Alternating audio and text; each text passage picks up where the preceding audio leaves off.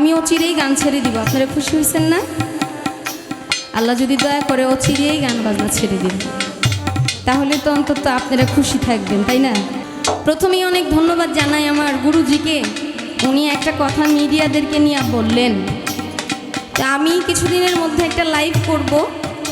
তো এর আগে আপনাদের সবার কাছে অনুরোধ, মানুষের জীবন নষ্ট করে দিতে বেশি সময় লাগে না। মানুষকে মানসিকভাবে দুর্বল করলে সে এমনিই অসুস্থ হয়ে যায়। তো আল্লাহর অশেষ দয়া আছে, আমি মানসিকভাবে অসুস্থ হই না, সব কিছুই কাটায় উঠতে পারি। তো কেউ কে বা কারা আমি জানি না, আমি এমন কোনো অন্যায় করি নাই কারোর সাথে যে আমাকে নিয়ে কেউ এত বড় প্রতারণা করতে পারে। প্রায় 50 থেকে 52টা আইডি এবং পেজ আমার নামে খোলা, অথচ মানুষের কাছে পরিচয় দিচ্ছে ওরাই খাদিজা ভান্ডারী।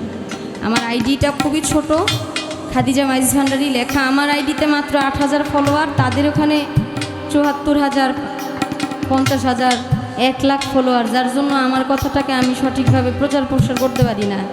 আর তারা মানুষের সামনে এমনভাবে উপস্থাপন করছে যে ওরাই খাদিজা ভান্ডারী। কিন্তু আমার কথা হলো, একটা মিডিয়ার মানুষ ইউটিউব চ্যানেল চালায়, আমার গান তারা মিডিয়ার মধ্যে প্রচার করে, অথচ তার মুখে চাপ দাঁড়িয়ে আছে, কিন্তু সে আমার ছবির সাথে এমন একটা ছবি থাম্বনেল দিয়ে দেয়, মানুষ দেখলেই হঠাৎ করে হট হয়ে যাবে। মানে সে নিজেরে ঠিক রাখতে পারবে না। এটা কি সম্ভব?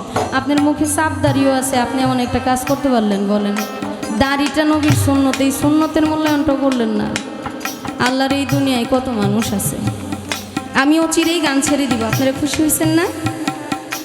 আল্লাহ যদি দয়া করে অচিরেই গান বাজনা ছেড়ে দিব, তাহলে তো অন্তত আপনারা খুশি থাকবেন, তাই না? এতে ভালো হবে, খারাপ হবে না।